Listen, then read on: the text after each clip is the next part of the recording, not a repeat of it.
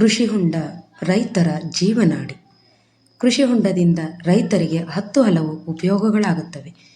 ಇದರ ಬಹುಮುಖ್ಯ ಉದ್ದೇಶ ನೀರನ್ನು ಇಂಗಿಸಿ ಅಂತರ್ಜಲ ಮಟ್ಟವನ್ನು ಹೆಚ್ಚಿಸುವುದೇ ಆಗಿದೆ. ಸಂದಿಗ್ಧ ಕಾಲದಲ್ಲಿ ರೈತನ ಜಮೀನಿಗೆ ಒಂದು ಹದ ನೀರು ಒದಗಿಸುತ್ತದೆ ಈ ಕೃಷಿ ಹೊಂಡ. ನೀವು ನೋಡುತ್ತಿರುವ ಈ ರೈತ ಕೃಷಿ ಹೊಂಡದ ನೀರನ್ನು ಉಪಯೋಗಿಸಿಕೊಂಡು ಅವರೆಕಾಯಿ ಬೆಳೆಯನ್ನು ಬೆಳೆದು ಅಧಿಕ ಇಳುವರಿ ಪಡೆದು, ಜೊತೆಗೆ ಮನೆಗೆ ಅವಶ್ಯವಿರುವ ವಿವಿಧ ತರಕಾರಿಗಳನ್ನು ಬೆಳೆದು, ಜೊತೆಗೆ ತೆಂಗಿನ ಬೆಳೆಗೆ ನೀರನ್ನು ಒದಗಿಸಲು ಈ ಕೃಷಿ ಹೊಂಡ ಸಹಕಾರಿಯಾಗಿದೆ.